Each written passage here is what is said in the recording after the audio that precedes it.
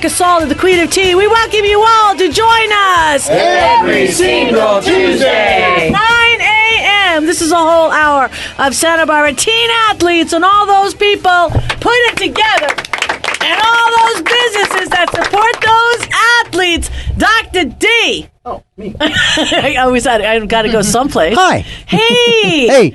I'm telling you, you know something? This has got to probably one of the most memorable Christmases, and I got to say, put your hands together. He's not here today, but Michael Baker, I loved what he did. Yeah, he was, right? Oh, fantastic. That was fun. I mean, pretty That much was so everybody cool. from Teen Sports Radio was represented. It was nice, and I got to, reach out to everybody for thanking them for the $15 gift card that we all did, and I tell you, it's magic when you see. I mean, it's anonymous, but it's one couple, and they donated, and then we had a match as well, but 350 bicycles, hats. We had the locks. We had everything. We only saw like 96 of them. We were all there, right? Mm-hmm. And I don't know what to say. It was really nice. It was an experience. We had Dr. Mae Chandler in the house. You got that. Thank you. All the surgeons. We had so many doctors that are co-hosts. All the surgeons. I mean, you got to picture this. They have the aerial view, right? They got, because, this is me when I'm... Boom! In the bag! Done! 5 seconds! That's my rapping. I had a big slide in front of my table, crappy rappy. But anything that was like nice, anything irregular, right? I sent it over to the doctors, okay? We had Jesse Carroll, we had Dr. Andrew, we had Mae Chandler, we had Dr. Scott, you name it, they were there. And let me tell you something. You did it. You killed it. Well, I did. Anything bally. You did the balls. You did the soccer. Everything. Nate, you did it. Nate, my husband. He got the basketball. Yeah, he was good at it. I got the baby in the whatever you put a baby. You had the tutu. I saw we got a picture on Facebook with I the did tutu. do the tutu. It was awesome. I did the tutu. Well, I thought that was cute, being the ballerina that you are. The nutcracker. You did all that this year. I did. We love Dr. Mae Chandler. Woo! Yeah.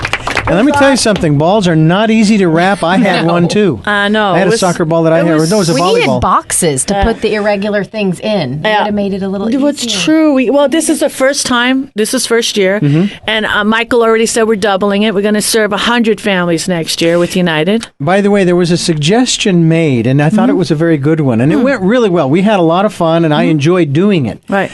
But one of the wonderful things, for example, about Unity, when families go in to shop, is they're allowed to pick what they need, right? They're not just given a box of stuff. Right. Okay? Yeah. Well, one of the things that was brought to my attention was, why don't the families, like the mom and dad, why aren't they in there helping to wrap too? Because that kind of ingrains, how when you cook, you're putting your love into the food. Right. Well, mom and dad put their love into the packages that they wrap too. I like it. Yeah, I like that. But the thing is for me, because I'm like so energy sensitive. Oh, and I love doing it too. No, I know. That's where for me, it made my Christmas. Honestly, I didn't really care. Christmas was great, family and all that. Serving. But it was so good when somebody is, first of all, they're almost like, because this is the first year we've done it, and they're going, they got a bus ride there, they got a bus ride. They don't really know anything, right? We had tons of food, right? And they go and they drop the gifts on in front of, a stranger, okay? And then you get to meet them. Yeah. And they're very emotional. I mean, Laura, get on the horn. I mean, honestly, huh? How you doing? I'm doing good. Yeah? Thank You like this country? Oh, yeah, I love it. Just want to make sure. Yeah, that's why I'm actually staying. Yes. No, yeah, it was really, really cool. And I remember that one woman where we had like... At the end, we had a whole thing of rice still there. Right. And we just gave it to her and she almost started crying. So it was... I know, I just you got really so noticed much out of it. Joan Calder was in the house the same night. Joan! Yeah, that was great fun. Yeah. Great fun. Did you like it? I loved it. Yeah. I thought it was great. I got the stuffed animals. Yeah. And that's really hard. Those but are I hard. hugged every one of them. Those are hard. Every little frog and every little raccoon. It was so nice. Yeah. That was really nice. And of course, we had Brian Faulk. He couldn't make it because he had another engagement, but always participated. Brian's in the house. Yes, hello, good morning. Yeah. Nice to be here. Everyone's happy and festive, and someone just walked in with cookies, and that just made me feel a lot better. Gosh. And all the microphones I noticed have these nice new colors to them. It kind of reminds me of the Christmas lights that are still up around town. I think people are just going to keep them on till maybe July or something. It's nice to keep them lit up. Well, hello, Miss Dominique. Welcome to the show. Dominique, we're not. She brings good because it's great. We're talking about the wrapping, and you were awesome because you held down all the kitchen and all the food, which was nice. You made sure everybody was hungry. Did you tell everyone that we had the oldest participant was 99 years old? No, I did not. That was so Yes. Yeah, we did. We got to say, Betty Whitney, 99, a huge supporter of United Boys and Girls Club. She wanted to participate, so we'll definitely put that up on the docket for next year. Make it bigger and better, that's for sure. All right, who did I miss? I missed somebody else? Anybody got it? No, I just Anna. have to say something before we... Yes. About the wrapping. In case they're listening, I want to apologize to those who got a really badly wrapped present, but it's not my fault. It was just Erica who was singing, and that's just really hard to listen to. So wow, that was not my fault. That was really bad. Well, you should see Dr. Scott when he was there. One thing I got to say was okay, his nickname is Edward Scissorhands because I've never seen anybody in my whole life. I was playing. I don't know if that's a good thing. No, Edward the thing with the scissor, right? He goes, shh. I mean, he doesn't have to cut. Did you? I don't know how to. So anyway, I tried to do it, and it was like a train wreck. I mean, I just and that. So then you're not going to get the cuts right, because it's all ripped. So then he tried folding. The best one, it was this gentleman named Jose, and he had a son, 8 years old. Because I like to talk to everybody, right? So 8-year-old son, and I knew that there was extra. Who donated gifts that were in the back? What was that? The Rotary. Was it the Rotary? Oh, yeah, Rotary. Yeah, Rotary, because Nate's part of the Rotary, right? Your husband? No? No? Okay, forget. Different Nate. Whatever. Just say yes. When the Queen of Teens asks you a question, just say yes, that's correct. No, just kidding. So anyway, so he went and got a ball. Of course, I sent him over to you because it was not the right shape. But he felt bad for me because he was like in the beginning, and I'm not a good rapper. I'm like a bagger person. Bag, bow, boom, debit card, finished. So when I was rapping, he really knew that I didn't know what I was really doing, and I'm trying to do the zip, be really cool, Dr. Scott. So he was sitting there helping me. He's doing the one side of me, and I'm trying to stab him with and I'm sorry I cut you. But, the thing is, it's I wanted to do the rapping, and he was fighting me for the rapping. So that just goes to show we had a nice long line there, right? And, of course, we're fooling around because then he had a cute little shirt for his son, and I'm like, yeah, forget your dreams. No, I didn't. I did. It was joking, though, because that's the shirt that I had when I was a child. So it's all good. Everyone's looking at me. I guess it's time to take a little break. Let's do this. Let's break for commercials. We have all new commercials, so check them out. This is Erica Salda, the Queen of Tea. We'll be back with more after these messages.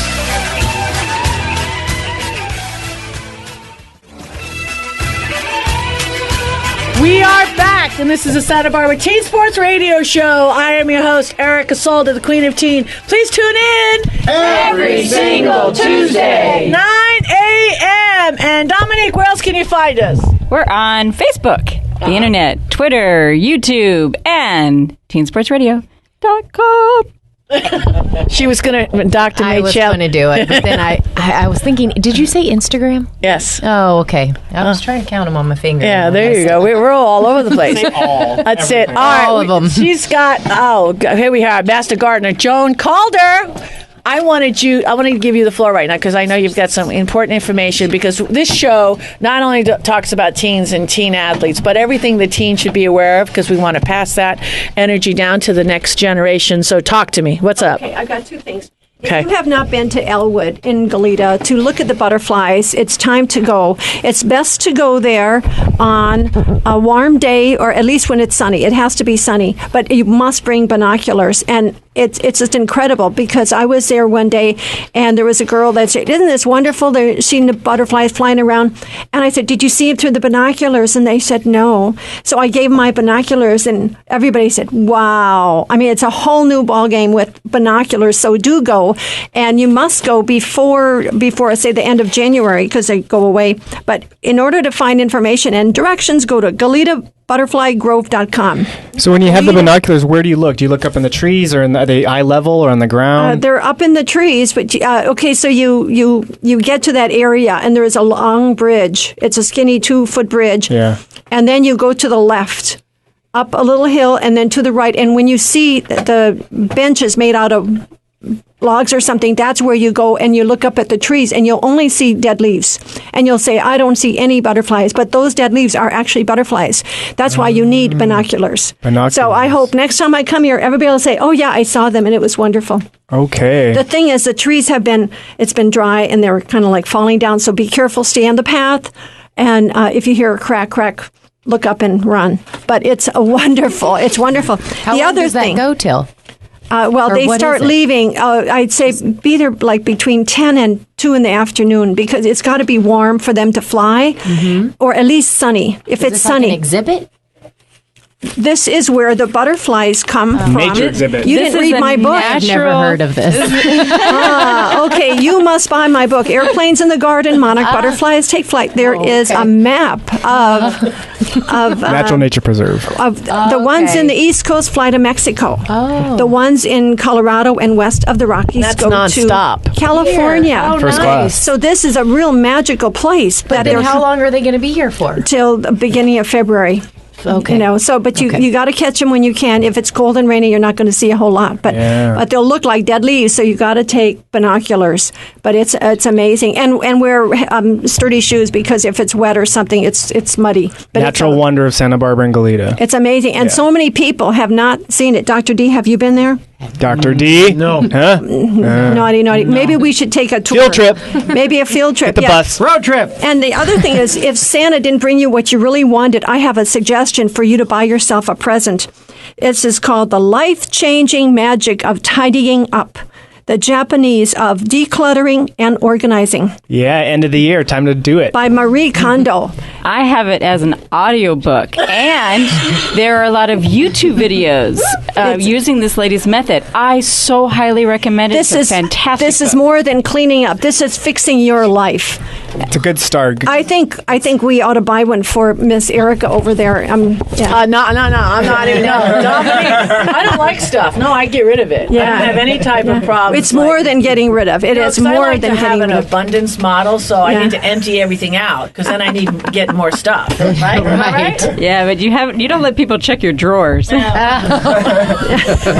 this whole family show. Are you joking? The closets. You were meaning closets. Yes. That's right. Okay, it's not that funny. Okay, continuing on. I know. Let's just go on. All right. Look, who did you bring, Mae? I can't stop laughing. Okay. You have a cookie. Okay. So I brought back Ashley Coehlo. Yeah. I got it right. Great to be back. Okay, good. Come on now. Let's give some love. She is the coach for both the golf and the track girls high school in Santa Ynez. And she brought 2 people with her today. And if you would like to introduce them, that'd be great. Sure. So I brought 2 girls today. From golf, I have Eva Hennessee. She's a junior this year. And I also have our track athlete with me, who is a senior, and her name is Jessica Macaluso. Woo! Woo! Awesome. So, girls, one of you guys are a junior and one of you guys are a senior. The senior, which one? Hi, Jessica. Nice to meet you. So, what's going on in running right now? Well, we're in preseason of track right now. We've been doing it for about 3 weeks. So it's just basic stuff at practice. We still do the normal warm-up, but practices aren't too bad. We're just getting ready, building a base for the season. What is your goal this year for the season? Well, it would be really great to qualify to CIF individually and even Masters if I can get that far. And then I really want to qualify for the night meet for Arcodia if that's possible. Nice. And my biggest question, being the podiatrist in here, is what kind of shoes do you run in? For a long time, I ran in Nikes, but I do cross country as well, and I switched to Asics. Okay. And those have been really great because there's so much support, and they're a little big at first, Good but girl. you get used to it. Asics are great. So you wear stability shoes, not these minimalist barefoot definitely not. thing. Okay, good. Well, you just made me happy. She just made my Christmas. holiday season. What happens if you run barefoot? What is that like? I don't really do barefoot running. They have like some stuff outside of it, but I mean, it's not good. It depends on like your feet. You need the arch support is the real big thing, and especially with like cross country, if you're doing like long distance, like you need the support for your feet. You can get injured really easily. You need to come talk to some of my patients. So if you have flat feet, it might be okay, but if you have arches, definitely got to wear some good support, huh? Definitely. Yeah, nice. So how's your team? I mean, are you strong? Are you good? Oh, our team last year was great. We won league. Woo! The girls team. You were on the show last year. That's what that's about. Yeah, the last my last 2 years of track, and like we hadn't won league since I've like been there, so it was really exciting to like be a part of it, and like I was one of the people scoring the points, so it was really exciting to like actually contribute. Nice. Anna, ask a question. You love to run. Well, it's not the favorite thing that I have, but I'm not good at it. But I mean, sometimes it's good to run. I mean, it's a good exercise for all the body. Or to watch people run, because that's what she actually does. See, it makes you feel like you're exercising if you watch other people do it, right? Yeah, maybe, I feel like, okay, I did my exercise today. I just watched people running. Okay, did it. What was the longest distance you ran? Oh, wow. For track? Well, for my first 2 years of track, I did distance. So, I mean, I did 2 miles like every meet. So that's 8 laps on a track. Yeah, it's crazy. Wow. I can never That's impressive. Nope. Somebody's got to be chasing her going that fast. Is there any preparation you do before your matches or meets, like the first hour or two before you race? Is there any special like pre-race tradition sort of thing? Or just your little routine. What do you do before? I don't know. We have the same warm up that we do every day, and I don't know. It's just making sure you're prepared. Like it's a lot of just reminding yourself, like I'm ready to compete. Like if I can do it at practice, I can do it here. Nothing's going to be as hard as like a day of practice. So like some mind training. Yeah, it's mostly mind training, honestly, because like everything else you've just already worked for. You just need to like remember. Body's ready. You just got to get the mind in the right space, huh? Hopefully some stretching is going on too. Yeah, drills. Okay, good. Dynamic stretching. Dynamic flexibility. Yeah, we do like when we do our warm up as well as like jogging, we do like a whole bunch of different like dynamic stretches, and we do drills afterwards. Like we're very warmed up. We're very prepared. Nice. When I was in track and it was really cold, we had to put this weird smelly stuff on that would warm us up. Do you have to do anything like that? Is that still around? I mean, we're talking 30 years ago. Is that Tiger Balm? No, it was even smellier than that. It smelled it smelled like crude oil or something, but it heated up your muscles so that you could run in the really cold weather. Do you do anything? I mean, it doesn't get that cold here, but I mean, the best thing is to just like layer up before, especially when it gets later and you have like the relay at the very end of the meet and it's cold. You just gotta like keep your sweats on until the very last minute and then just like rip them off right before you run and then just go.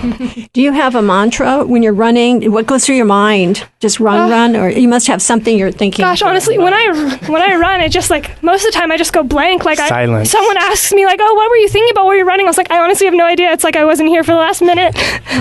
Amazing. But sometimes it's just like, oh, you like just keep going. Like you're so close to the end. From a coach's perspective, it looks like she's thinking about taking down whoever's in front of her one at a time. That's a good space to be in. Yeah. Competitive, huh? Mm-hmm. Great. Definitely. So what do you enjoy most about running? Oh gosh, I love the challenge of running. Like as I said earlier, like I ran cross country for 3 years, and like I love the events that I do in track currently as the 400 and 300 hurdles. I just love how like they're honestly the most difficult events, I believe, and I just love like how hard it is and that you like have to try so hard. It's not like you sprint. Not that 100s aren't hard, but like it's not as mentally like challenging as like some other events are. Yeah. So you're running hurdles? Yes. Have you hooked a hurdle? I have. Which is what? What when is you hook a hurdle is you're jumping over the hurdle and your back foot when you're bringing it over gets caught on the top bar and you just fall. You're not a real hurdler until you fall. Patience. Yeah. That's patience. She learned that quote from me, which I stole from my high school coach. You're not a hurdler until you fall.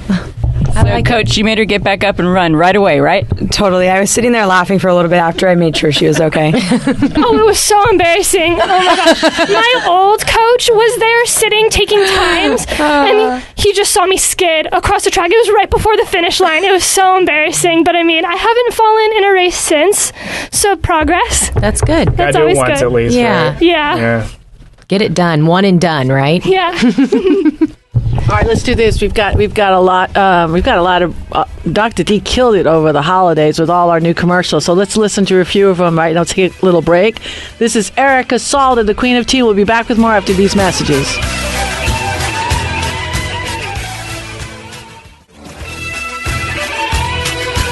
We are back, and this is the Santa Barbara Teen Sports Radio Show. I am your host, Erica Salda, the Queen of Teen. Please tune in every single Tuesday at 9 a.m. Well, Anna, I'm glad you're so excited because you're just getting, as they say, stuck. How you feel?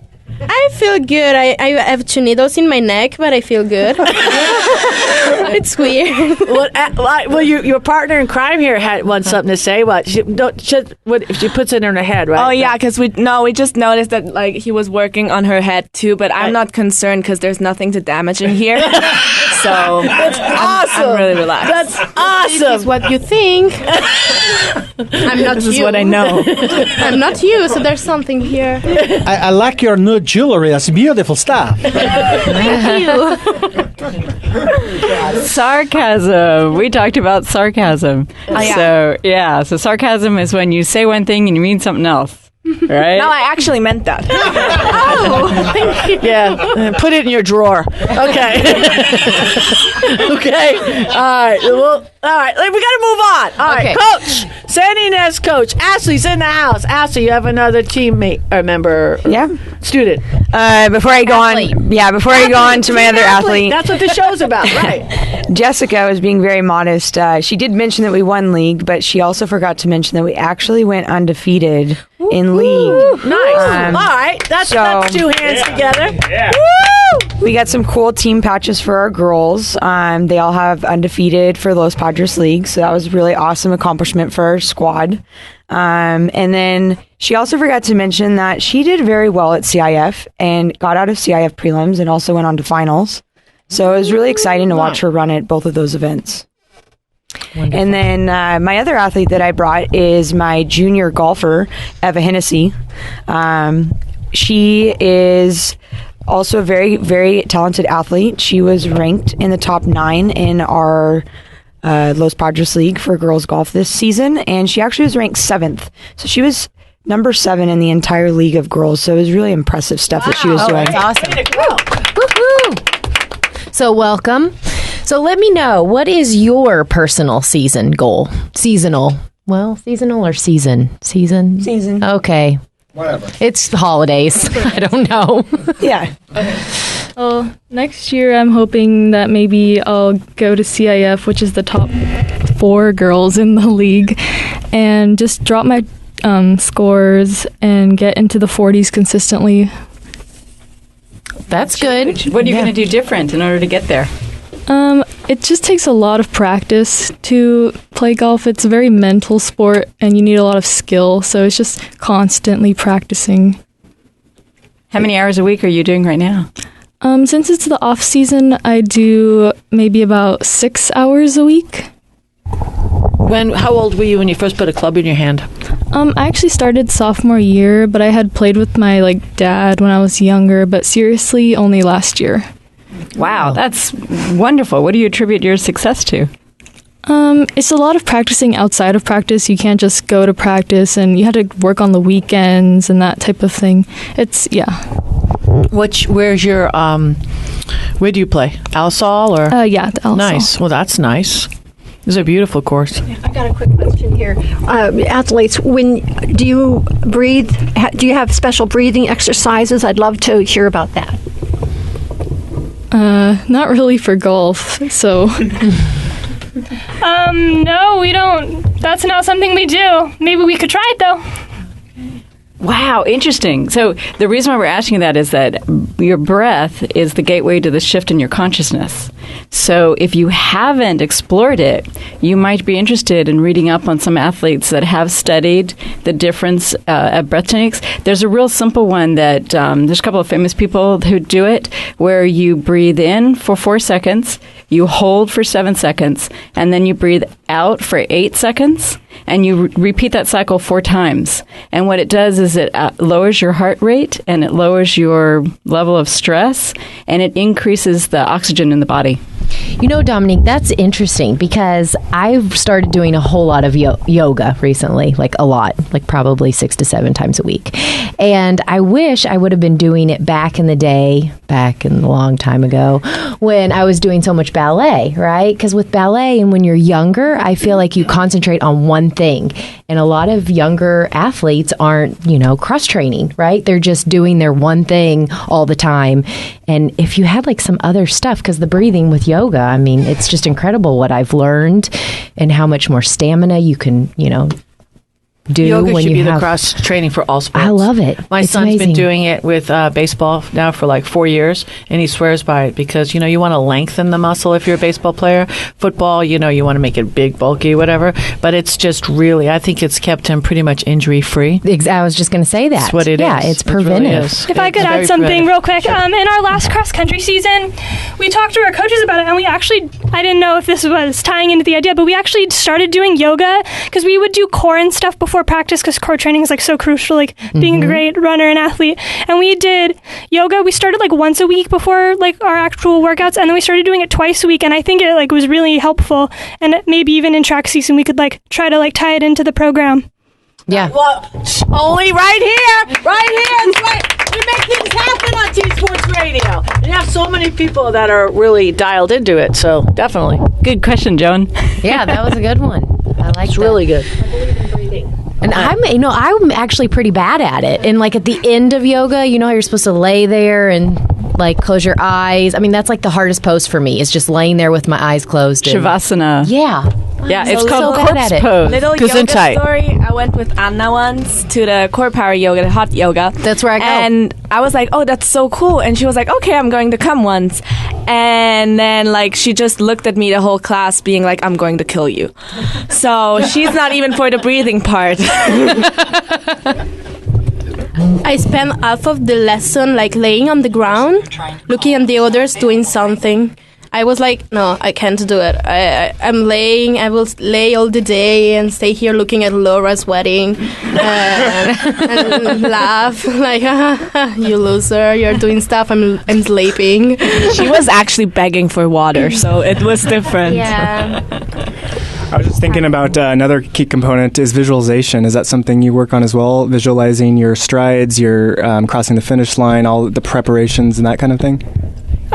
Definitely. Like, Eva, do you have anything to add on that? Yeah, for golf, visualizing your swing, visualizing the ball. Do you do any of that kind of thing? Yeah, I think it's important to just like think positively, like, oh, this is gonna go on the green. This will go where I want it to go. I just have to keep thinking positively and just do the swing and hope that it turns out like that.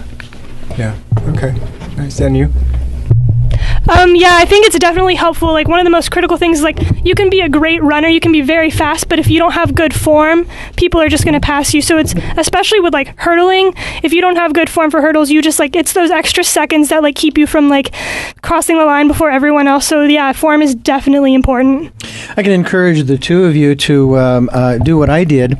I've been producing for the last 5, 6, 7 years, a radio program that follows this one, Tuesday mornings at 10. It's called the Golf Radio Show, and I'm a professional golfer. I've won 55 tournaments, and I have never touched a club. Just by listening to that show, in my mind, I have accomplished more. Fantasy is so much more rewarding than reality sometimes. Just stay home and dream. There's nothing wrong with that at all. Yeah. Well, I got to thank all you ladies and stick around, okay? Put your hands together. You're always welcome back. You know that. Ashley, please, we wish the best for you this year, and come back and let us know what's happening. Yeah, we most love that. definitely. We love being here, so we appreciate it. Oh, thank you very much. Let's take a quick little break. It's go time. This is Erica Salda, the Queen of Teen. We'll be back with a lot more after these messages.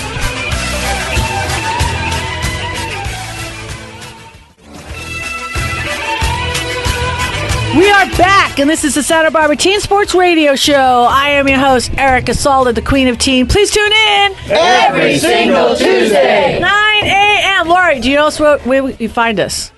Oh, you find us on Facebook, Twitter, Instagram. Are we on YouTube? Yes. Guess. Okay, on YouTube. And did you do that thing with iTunes? Yeah. So also on iTunes. I'm working on that. Okay, you're still working on that. Yeah. Okay. iTunes podcast. Ooh, and let me also say, as far as the box of cookies you brought, good cookies, Yeah, good very cookies. good. It's really I'm good. so happy you liked them. They were an experiment, but I'm happy you liked them.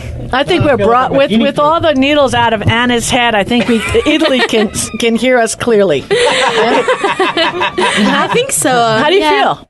I feel good. I feel my neck that is so relaxed, but I feel that I scared that when I go out, it will be like no neck, so I will fall down. My head will fall down, and I will walk looking at the ground. All this kind of That's stuff. Brian Faulk in the house. Thank you, Brian. Yes, my pleasure. If anybody needs some acupuncture, Brian, what's your contact information? I'm in Carpinteria. I'm at 4943 Carpinteria Avenue. That's and yes. And if you fell and you hurt your foot, we have Dr. We have Mae a Chandler. podiatrist. What's your contact information, Mae? 230 West Pueblo. Nice. Santa Barbara 9310.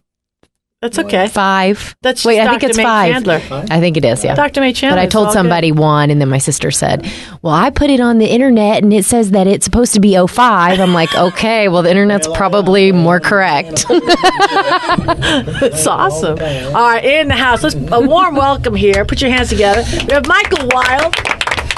That's Mona, my dear friend, Mona Mottwild's husband, and it was awesome because we went to a event together at Westmont, and that's another thing that sprung up the holidays outside of the Christmas wrapping. Laura, did you like that at Westmont? We had a little concert at Westmont. Yeah. Well, it wasn't at Westmont, but at First Presbyterian. Yeah, I love pretty that cool. concert. It was amazing. And I actually asked Anna to come, and she was like, "Oh, I'm sorry, I can't," because she's like all fancy, and she's like, "Oh, I can't." Too good for it. Yeah, it's too good for her. And then I told her about it, and she was like, "Well, why didn't you invite me?" And I was like, "I did." So It was nice. It was though, amazing. Huh? Yeah, it was. Really, Now really you want to go where?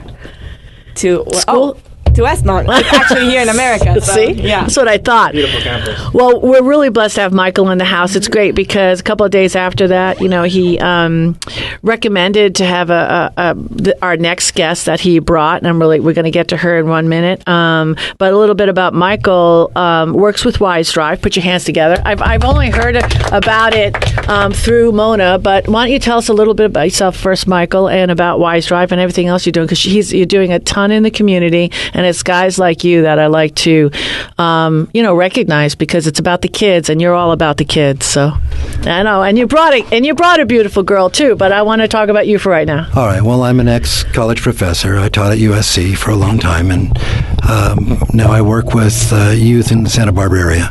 So I run the Oxford Academy, and I work at St. Therese Classical Academy, and I work with Wise Drive for Youth, which is Keith Terry's brainchild, and it's completely a youth-run organization that works specifically with at-risk kids, finding ways out of where they are and into academics. So it's a pretty interesting thing. But I brought Agata Bykovtsev, and she has represented the United States in 5 consecutive World Chess Championships. 2 gold medals, a silver, and a bronze. No. I won Pan American. I got the gold from Pan American, gold from North America. Pan American, Mexico. Silver from Pan American, bronze And Brazil. from the World Championship. Bronze from the World Championship. And then... Oh, I just won in Canada also. Yeah. Before I went to... And the Canada was called the what? That's the North American. North Junior American. Under 20. Yeah, chess championship. Okay, it's so funny because anybody, I look at you and somebody goes, "Oh, she's like a champion. She's a gold medalist," and I looked at you. Not that, what's the thing of looking smart? You know what I mean? Because, you're just, beautiful. Not that you can't be beautiful and smart. Okay, I'm not even going there. How old are you? I'm 16. 16 years old. Just. That's, how did you, okay, so what? That was your first, when you were 2, Daddy gave you a chess set? What? I actually started when I was 9. There was a program at my elementary school, and then I started playing from there. And the trophy she came back with was taller than she was when she was 9. Okay, so then there must have been a teacher. Your brain is wired a certain way because that game is just intense. And I remember when I was little, 12, 13 years old, we used to play against the Times, my dad and I, and it was 1 move a week. And I couldn't wait to get the newspaper because we had to see what the next move was. So I don't think they do that anymore, but that was like so cool. That was a long time ago, since like 40 some odd years ago. They should bring it back. Maybe with people like you, they can bring it back. Yes. So how much of it do you do it on the internet? Well, a lot of it is just reading books. A lot of it is reading books and solving chess puzzles and tactics, they're called, where you just do a bunch of calculation puzzles. You practice calculating 6-7 moves ahead. You can do those online. There are a lot of there's chess.com, which is a good site for that, but a lot of it is just from books. The best are books. Okay, so the countries that you've played chess in, where does the United States rank? I'm so tired of hearing that we're last in everything. So where are we at in chess? Oh, no. Let's bring it back. Let's bring it back. That's what I want to hear. We have a lot of really strong juniors. We have actually the youngest grandmaster. Well, one of the youngest grandmasters ever in the U.S. We have a lot of really strong junior players in the U.S. This year, though, I think we may have gotten third at the World Championship, but a lot of our strong players didn't go this year. So, how does the computer playing chess balance out with human beings playing chess? Because I know there's some interesting elements that the human brain brings in that a computer just can't mimic. Well, the human brain, there's also psychological ideas. Sometimes you play a move that isn't too good, but it's kind of a tricky move, and there's a chance that your opponent's not going to see this move. Like a computer, they wouldn't play that move because it calculates 10 moves ahead and sees this is not good for this exact reason. But for a human to see that, it's a bit harder. So if you play a tricky move with there's a possibility that your opponent can go wrong. That's a bit of a difference between the human. Do you try to look at the person, or does the other person that you're playing against personality? Do you study the person that you're playing? Because when I played against my father, I know he's just always attack 101. I mean, there's never any defensive strategy. He's just going to try to just train wreck me. So, I mean, when you're playing against somebody, does that come into play at all? Well, in the U.S., we don't have time to prepare for our opponents, so you don't really know ahead of time what your opponent's playing strategy is going to be. But at international tournaments, like Pan American, the Pan American Chess Championship and the World Chess Championship, you have time to prepare for your opponent because the pairings come up earlier. So you can see if your opponent is a strategical player or a tactical player, and you can choose an opening based on that. What's the difference between a strategic player and a tactical player? A strategic player, they'll play more quiet positions. A tactical player, well, by quiet I mean there aren't as many combinations and things to calculate. It's more of just you come up with an idea or a strategy of where you want your pieces to go. Tactical, it's more of just concrete, move by move. If this happens, this exact move, this is their only move that they can play, and you calculate 6-7 moves. What was the longest game you ever played? Most games go between 4 to 6 hours. So the longest, because we play with the clock, so each person has about 3 hours each, and the games usually end up going between 4 to 6 hours. And how often do you practice? I practice every day. Every day? For how long every day? It depends. Typically? Well, getting ready for the World Championship, I was practicing 5-6 hours a day, the last month or two before. And when you're practicing, do you play other people, or do you play the computer, or I guess it may be both, or? Yeah, it's a combination of both. You can practice your openings against other people. You can play online against other people, but a lot of it is just reading books on your own and solving tactics and setting openings. What's the most challenging kind of game? The one where you play virtually with people, or with the computer, or face to face? Well, face to face is definitely completely different than playing against a computer. It's against online. That's not actually a real tournament. Those aren't rated officially or anything. So face to face, those are the real ones where it matters. Okay. Over the computer, that's just practice. Hard, from how hard they are. Which ones? They're definitely harder over the board because those actually mean something. So you have to invest all your energy into that. You don't care about the ones online as much because they're not real. I was just curious, with all the brain exercises you're doing with chess, because it's very much a mentally demanding game, yes, how has that influenced the rest of your life throughout your week and days? Do you notice your mind thinking in different ways, or does it make you tired, or does it make you seem smarter in social situations, or there's no difference?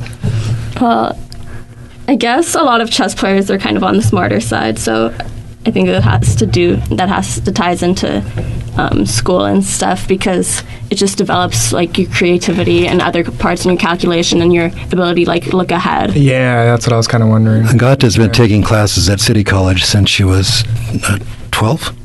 Yeah.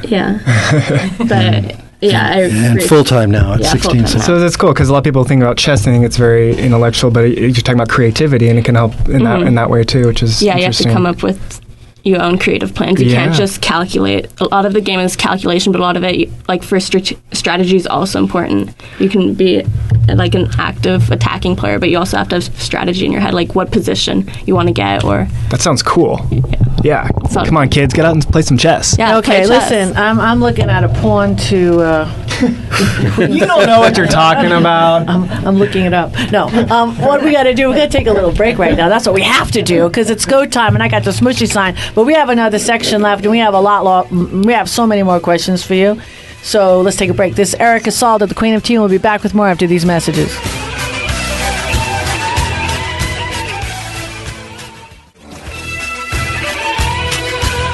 We are back, and this is the Santa Barbara Teen Sports Radio Show. I am your host, Erica Calder, the Queen of Teen. Please tune in every single Tuesday at 9 a.m.